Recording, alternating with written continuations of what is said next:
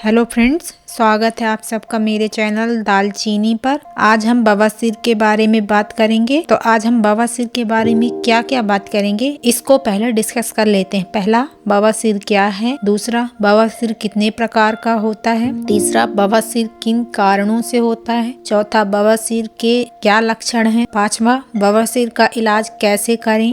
बवासीर के लिए कौन सी दवाओं का उपयोग किया जाता है। बवासीर में किन चीजों से परहेज करना चाहिए। बवासीर का निदान कैसे किया जाता है। बवासीर के लिए कुछ घरेलू उपाय। बवासीर होने पर क्या नहीं खाना चाहिए। बवासीर से कैसे बचें। बवासीर के बारे में और अधिक जानकारी लेने से पहले जिन्होंने मेरे चैनल को सब्सक्राइब नहीं किया है वो मेरे चैनल को प्लीज सब्सक्राइब कर दें। चलिए बढ़ते हैं आगे। पहला, बवासीर क्या है इसके बारे में जानते हैं। बवासीर को आमतौर पर पाइल्स के रूप में जाना जाता है। यह पुरानी कब्ज और टाइट दस्त के कारण होता है। जब इन क्षेत्रों की दीवारों को फैलाया जाता है तो यह गुदा और मलाशय के निचले क्षेत्रों में संलग्न नसों की सूजन और जलन होती है। गर्भावस्था के दौरान इन नसों पर बढ़े हुए वजन या ठोस निर्वहन के कारण तनाव हो सकता है। वे मलाशय के अंदर स्थिर हो सकते हैं। देखा जाए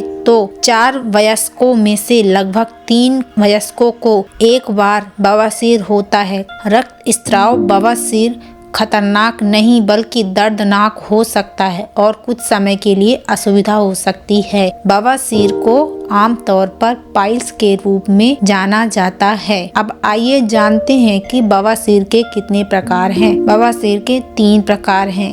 पहला है आंतरिक बवासीर। यह आमतौर पर मलाशय के अंदर पाया जाता है। अक्सर मलाशय में खून बहता है क्योंकि यह गुदा से गुजरता है। यह एक विकृत या लंबी अवस्था के रूप में जाना जाता है और यह दर्दनाक हो सकता है। दूसरा है बाहरी बवासीर। आमतौर पर यह गुदा के पीछे छोर के आसपास की त्वचा के नीचे पाया जाता है। नसों में बहुत अधिक दबाव के कारण रक्त स्राव हो सकता है। तीसरा, थ्रोम्बोस्ड बवासीर। इस प्रकार के बवासीर में एनस के पास एक गांठ होती है, सूजन भी रहता है और गंभीर दर्द भी होता है। अब हम बात करेंगे कि बवासीर का क्या कारण है। पीछे के छोर के आसपास की नसों का विकास बवासीर का कारण बनता है। यह किन कारणों से हो सकता है, आइए अब हम बात करते हैं। पहला है गर्भावस्था। गर्भवती महिलाओं में यह अधिक नियमित रूप से होता है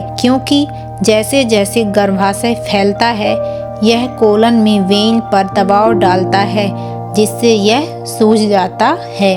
दूसरा, बुढ़ापा।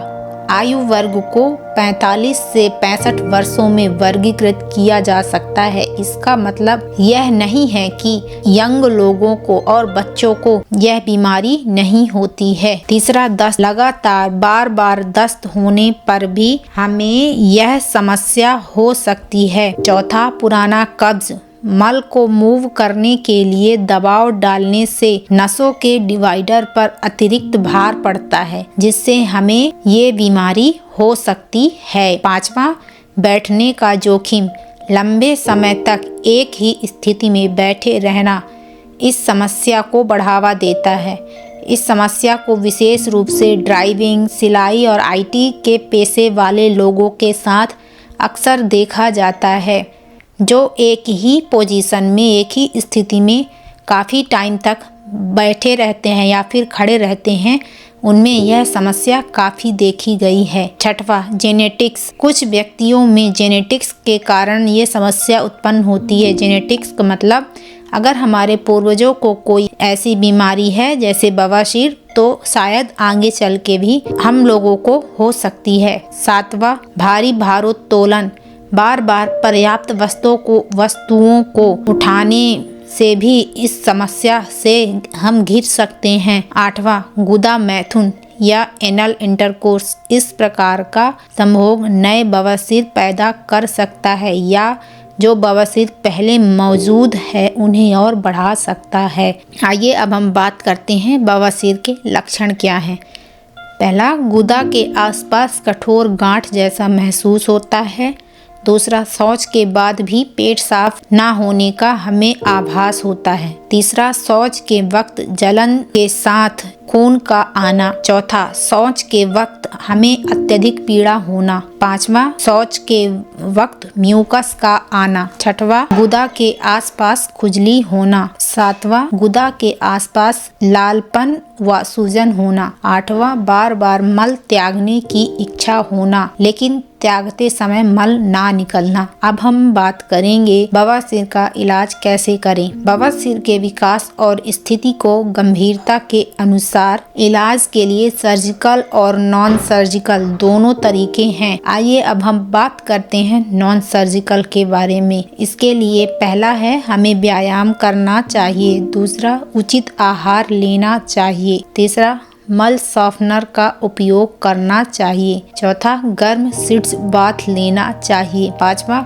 क्रीम, ऑइंटमेंट और सपोजिटरी लेना चाहिए। सर्जिकल में उस जगह जिस जगह बवासीर है उसे काटने के लिए इस स्केलपेल का उपयोग करना। दूसरा, लगातार दबाव के साथ बवासीर की जगह को धीरे से पुश करना। तीसरा, एक छोटे से चीरे से बवासीर को हटाना। बवासीर में किन चीजों से परहेज करना चाहिए। Processed meat. जब मीट को प्रोसेस्ड किया जाता है तो इसका मतलब है कि बहुत सारे प्रिजर्वेटिव्स जोड़े जाते हैं। किसी व्यक्ति के पाचन तंत्र पर यह बहुत हानिकारक प्रभाव डाल सकता है।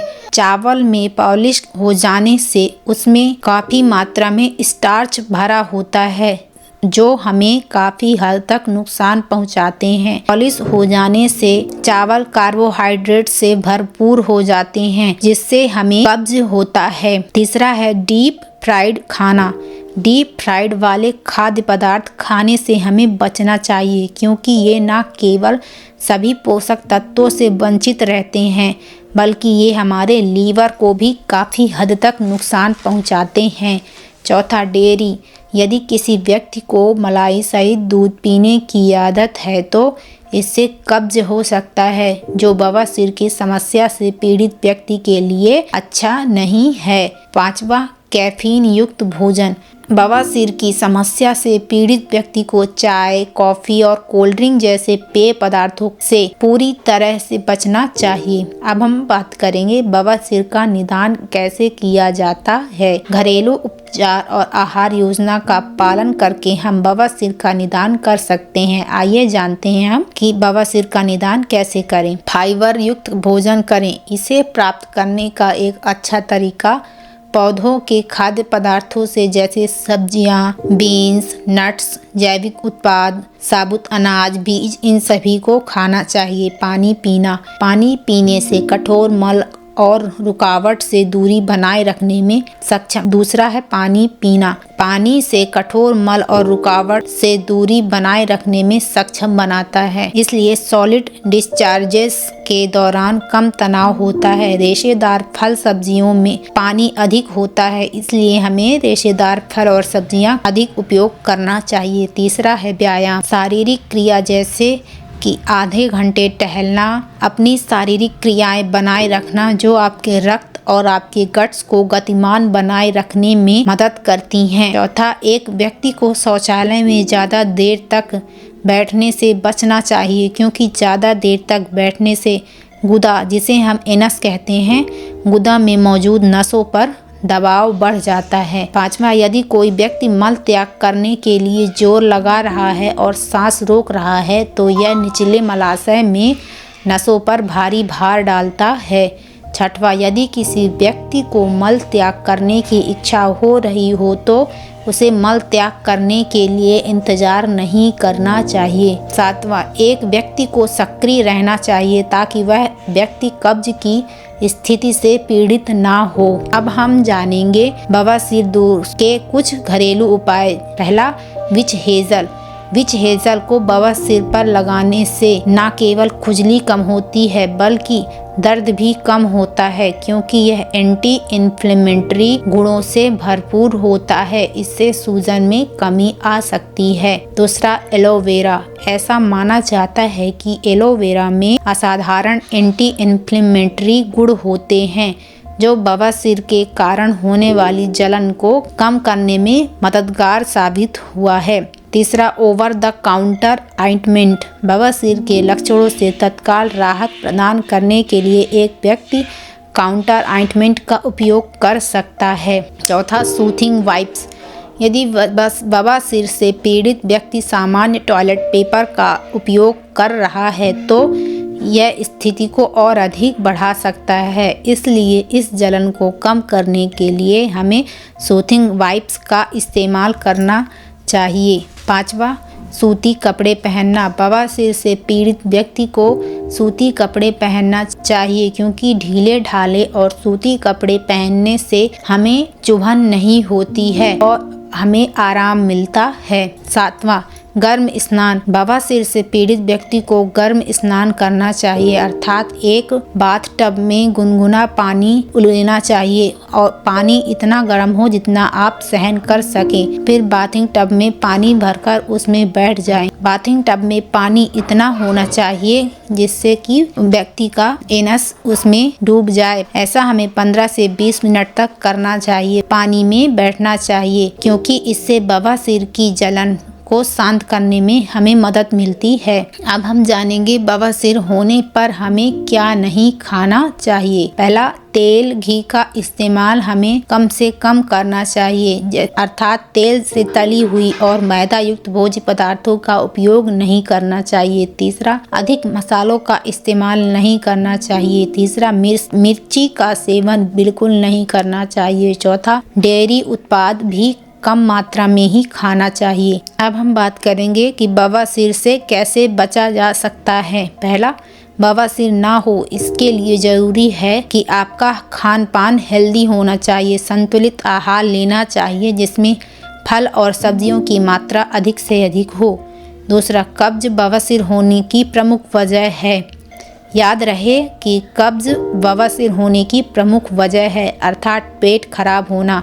इससे बचने के लिए फल और सब्जियों का सेवन ज़रूर करें क्योंकि इसमें फाइबर की मात्रा अधिक होती है जो आसानी से हमारी आंतों की सफाई करता है, जिससे कब्ज की समस्या नहीं होती है। तीसरा, सुबह जल्दी उठें और रात में समय से सोएं। चौथा, रोज़ाना योग और एक्सरसाइज ज़रूर करें। पाँचवा, 8 से 10 गिलास पानी ज़रूर पिएं। जीवन को तनाव मुक्त बनाने में हम पानी बहुत मददगार साबित हुआ है। अब हम बात करते हैं कुछ सवालों के बारे में कि क्या वैसलीन बवासीर के लिए अच्छी है। वैसलीन की थोड़ी सी मात्रा गुदा अर्थात एनस पर लगाई जा सकती है क्योंकि यह मल त्याग को आसान और कम दर्दनाक बनाती है। वैसलीन तनाव और ब्लीडिंग को कम करके मल को पास करना आसान बनाती है, हालांकि यह केवल छोटे बवासीर के लिए ही काम आता है। दूसरा सवाल, क्या बवासीर के लिए सैर करना अच्छा है। अब बात करते हैं, सैर करना बवासीर के लिए अच्छा माना जाता है क्योंकि इससे रक्त प्रवाह बढ़ता है और शरीर में पोषक तत्वों और ऑक्सीजन का अवशोषण होता है। यह बवासीर के लिए सबसे सुरक्षित और सबसे प्रभावी व्यायामों में से एक है। अब आइए तीसरा सवाल, बवासीर होने का मुख्य कारण क्या है।